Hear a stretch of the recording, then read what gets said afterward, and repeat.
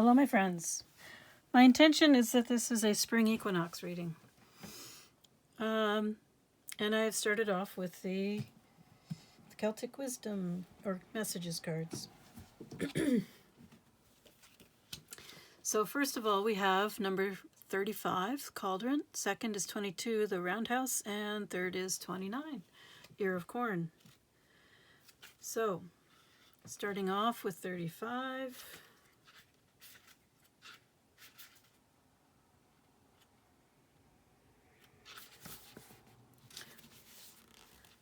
Keywords: abundance, prosperity, hidden riches.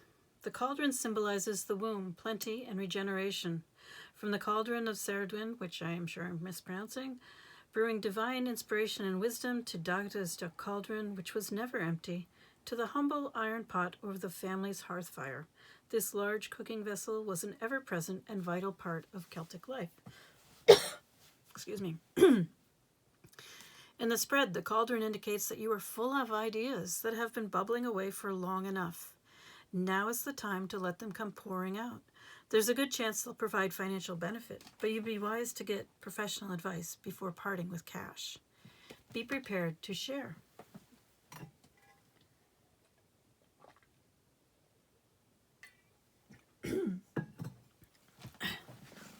All right, next we have 22.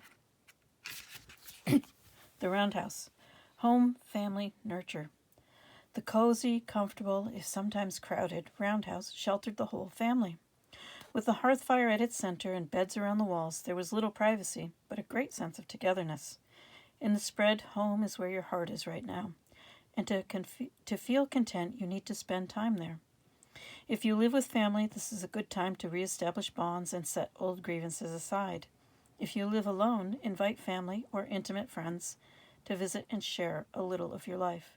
A sense of rootedness will make the trials of daily life easier to bear, and it's valuable to have the support of those you can rely on. And finally, 29. Year of Corn, harvest, accomplishment. Corn symbolizes the riches of the earth or sunlight in an edible form. Golden waves of ripened corn augur a good harvest and plentiful food for the coming days. In the spread, it's time to reap the rewards of your dedication. A little extra effort now, and you'll be able to rest and enjoy the fruits of your labor. The ear of corn represents wishes fulfilled. It also symbolizes the end of one cycle and the start of the next. Take satisfaction in your accomplishments, enjoy them, but don't forget to plant the seeds for the next year's harvest. Consider where you'd like to be in a year's time and start making progress.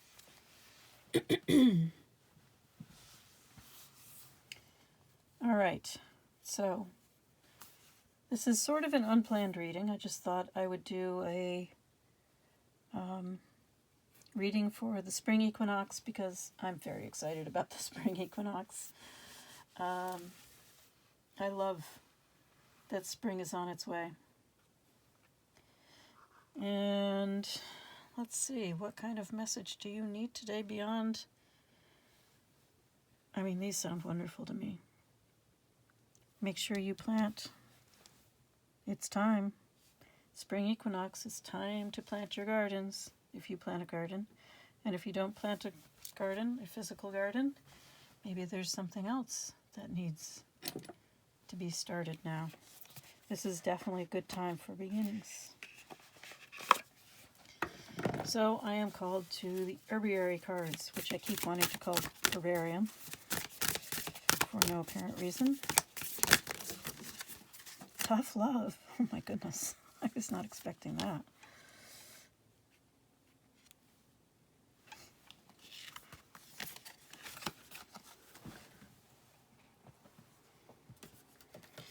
Okay.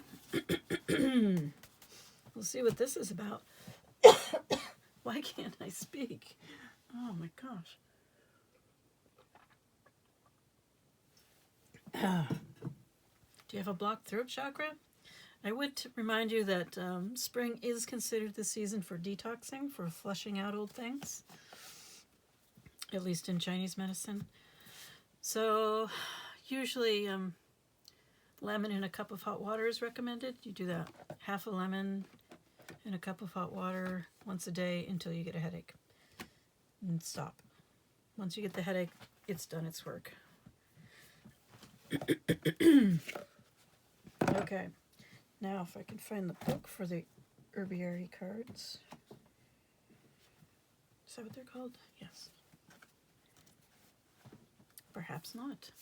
All right, we have lavender. Lavender, of course, is associated with cleanliness, with washing up, and we also have tough love here. I don't know why you need tough love. We'll get to that in a minute. People think lavender is soft, useful for shaping quiet space and calming rowdy children. But beneath her powdery scent is a hint of menthol. Smell it? That bite at the back of your palate? While lavender appears to be the down-to-earth and gracious grandmother who'll soothe your soul and sing you to sleep, you're living a rare and blessed life, if that's all you ever need from her. If circumstances should change, call on lavender. She handles emergencies with military precision, keeping a cool head and a stout heart. She'd make a fine spy, field nurse, or leader of the resistance, cloaking her steely strength under a sloppy gray bun and the familiar scent of summer. When lavender appears, it's time to ground yourself and dig into the task at hand. So it seems you have some work to do. Perhaps. I can't believe how much trouble I'm having with my voice right now. All right, I'm going to introduce a new tarot deck. This is the Animal Tarot. I have discovered that I really like the way dark cards look in the camera. Generally, they show up really well. At least I think so. So this is another dark deck. I don't think it symbolizes any sort of real darkness of spirit, but it looks good on camera.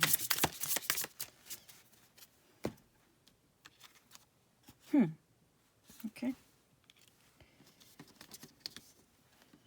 Knight of Pentacles. Nice bee imagery. So we have the Nine of Pentacles and the Knight of Pentacles. Nine of Pentacles is about working alone, about doing self-cultivation work. It doesn't seem to be going well, however, because both this Knight and this Nine are in reverse. So it looks like you're being stubborn about it.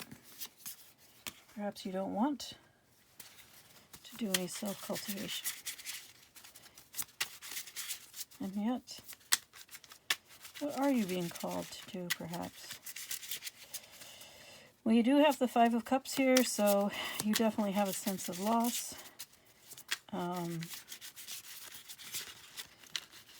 The locusts have come and taken and eaten all your crops.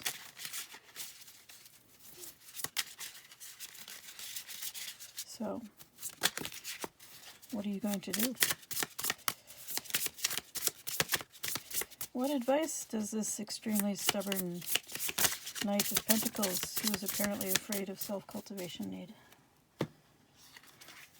on this? Now we have the Eight of Pentacles and the King of Cups. All right, so the Eight of Pentacles is the grind phase.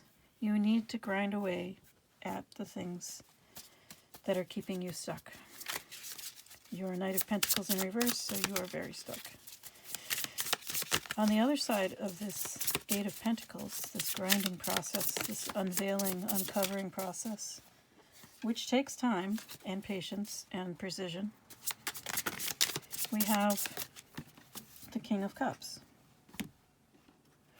The King of Cups is someone who is in touch with their emotions. And now we have the King of Wands. And the Six of Wands.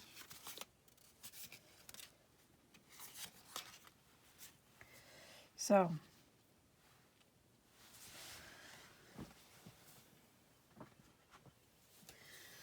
the story that's emerging here is that you have a lot of work to do to experience the success that you would like. To become of someone who is in touch with their emotions and in control of their emotions, while also being brave and adventurous and charismatic, warm, and someone who likes being in the spotlight, since apparently that's who you are, or who you are becoming. But before you become that person in the spotlight, you need this emotional intelligence, emotional self-mastery.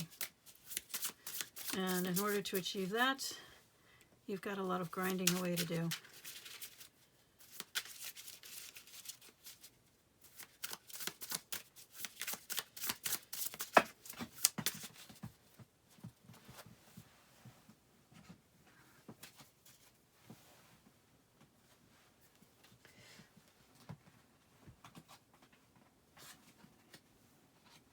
So the spring equinox is obviously a time of the beginning of cultivation in the fields, but it could be that you are being called to cultivate yourself at this time, which would make sense. So after some winter's rest, it's a time to wake up, get back to work. Of course, most of us work the same amount all year round, which is kind of unfortunate, but that's the world we live in. Maybe someday we'll lead more balanced lives. In any case, you are being called, you have this tough love card, so it seems you are being reminded to get to work.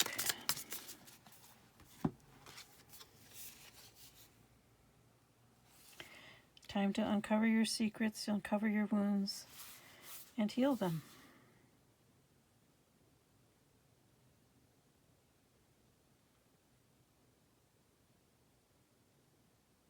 This is a time of regeneration, so make the most of it. All right, let's finish this off with an archetype card. I think this is the right way to go.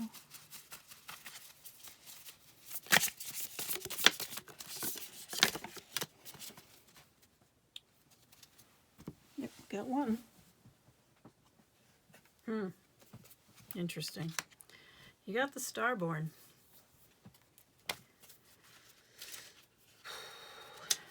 So that's number 3, if that has meaning for you.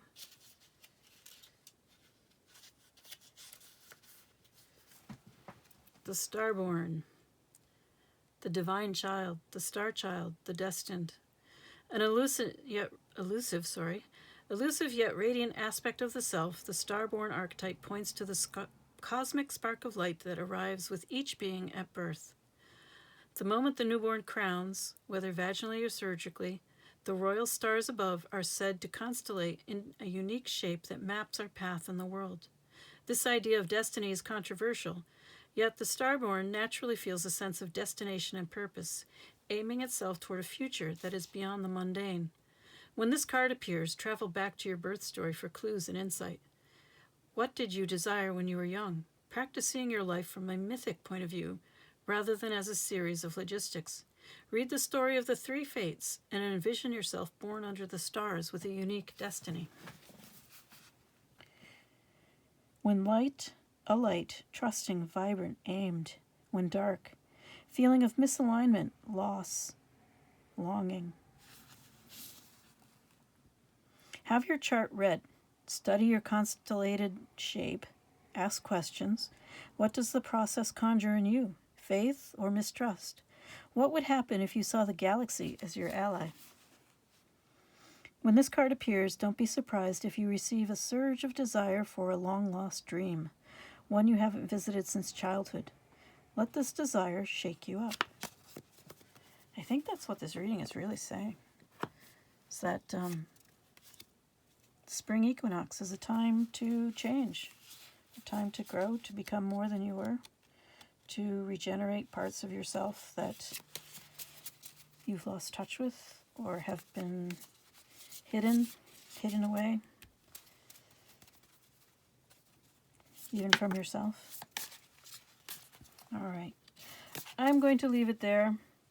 I am wishing you all a wonderful, happy spring and happy cultivating. I'll see you in the next time.